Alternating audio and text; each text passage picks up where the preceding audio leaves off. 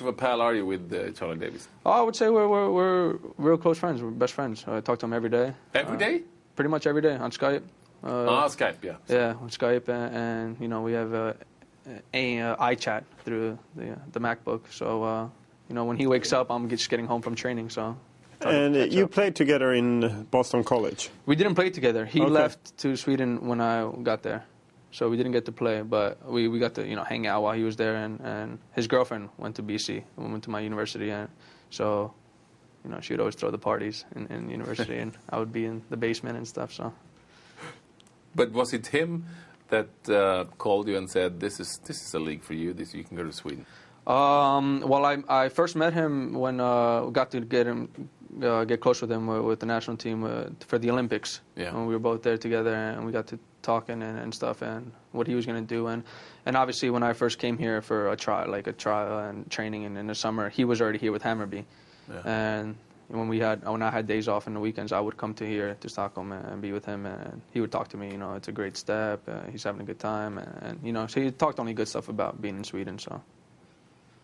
So I'm here because you would always ask yourself, why would an American prospect when it comes to football or soccer end up in, jag ska inte vara taskig mot Örebro, men end up in Sweden? Yeah, why would a kid that lives in Miami come to Sweden where it's so cold? But no, he would only say good things. You know, the way the fans are. Obviously, he's a Hammarby, and you know, you got to give it to Bajan fans. They're great fans, and being able to play in Stockholm in their stadium was awesome. But he would just say, you know, the level of the league was good, and like we all dream of back home is taking the next step. You know, coming to the big teams in Europe, and so it's. But how come you don't rate your own league, the Major League Soccer? It's not that I wouldn't rate it. I think MLS and Sweden and Allsvenskan are pretty much, you know, on par with each other. But coming from the States, you see how much the passion is in you know, in Europe and European soccer, and even in Sweden. And I can go in Örebro, you know, this might sound funny, but you can go out in Örebro and people recognize you, and you know, you're out to dinner and they say hello, or you know, little kids with autographs. That doesn't happen in the States with football. And so not at all. I wouldn't say so. I mean, David of course, Beckham? David Beckham. Yeah, exactly. David Beckham can go on the street; everybody will recognize him. But you know, not your normal, average MLS player. That wouldn't happen to. Do you understand Fredrik Ljungberg, who said that he returned to Europe because he lacked the passion of the fans? I can totally understand with him. But I mean, he was in Seattle. That team, I would say, in MLS is probably the best fans. Do you have what's your opinion of what he did in the States, Fredrik Ljungberg? Honest. Honest. I would say he didn't live up to his name.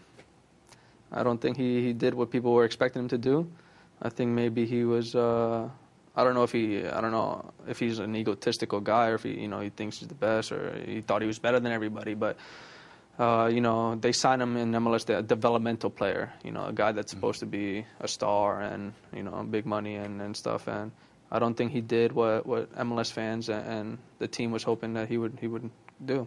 There was some it didn't go smoothest in the team. Have you heard anything what happened with the other players? No, I don't know so much inside info about that, but I just know that he didn't do what I guess what they signed him for and what he hoped to do, like maybe some other players. Mm-hmm. So you're not surprised he's not doing very well in Scotland at the moment? From what I know, he's not even playing, right? Well, he played the last match, I think. Not the last, but the one before that he played, but he wasn't even on the bench in the game after that. Yeah.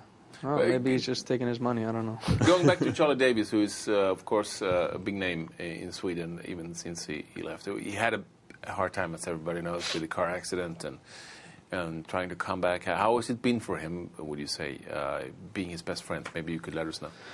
Yeah, obviously it hit home really hard, and you know, I think that made us closer as well. You know, I was there with him along the way, you know, through rehab and trying to keep him strong. But Charlie is a guy that is very mentally strong.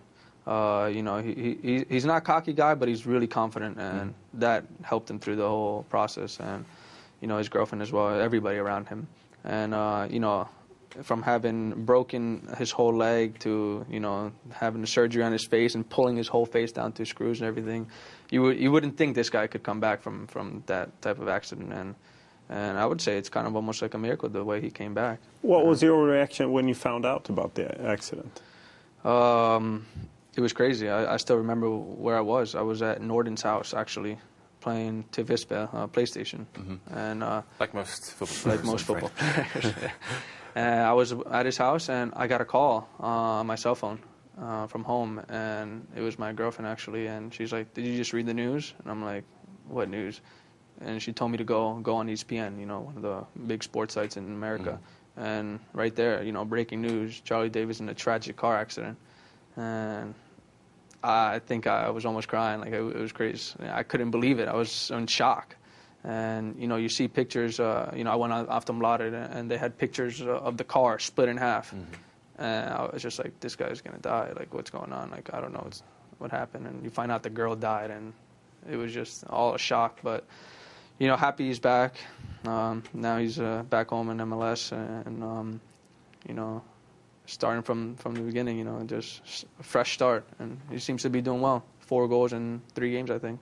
Do you think he can come back to the Charlie Davis we saw in South Africa the year before the World Cup? Yeah, the kind of guy Charlie is, I can't doubt him. No, I don't know anybody who can doubt that guy. I think he can come back to the level he was at before, for sure. But as you told me before, he still has. There's some things he has to improve.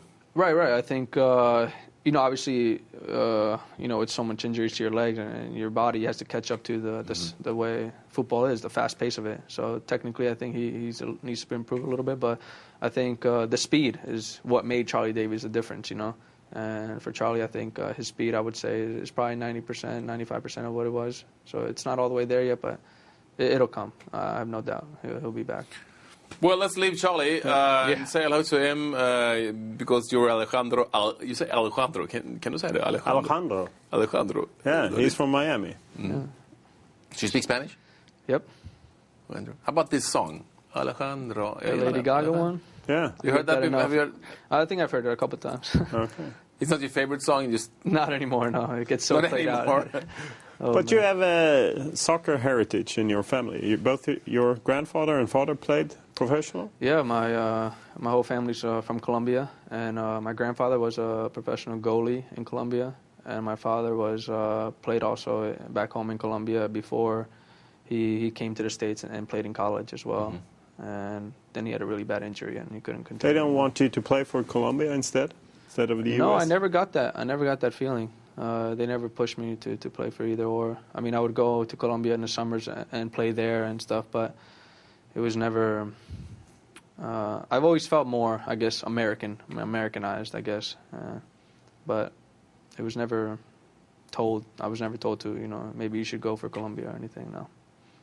How many times have you talked about the song, of course, annoying you? How many times have you heard people saying, you're Colombian, have you got any good stuff at home, or no, you get a pistol in your trousers, or what? No. Being from Miami, is so many Hispanics and Spanish people, so they kind of protect you too. So, but did you ever thought about playing for Colombia? No, personally, I never thought about it really.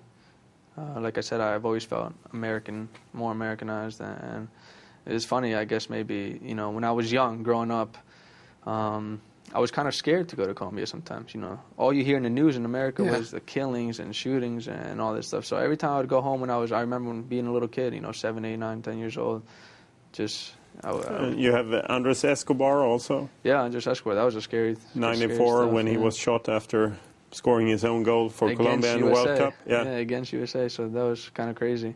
And I kind of don't have a vivid memory, but I remember being, with the whole family gathered together watching that game, Colombia versus USA, World Cup, and but that was things like that, that just scares you out of your mind, and I'd always be a little scared to go to Colombia and visit family. But it ended up really good. Yeah, I guess so far so good, right? So,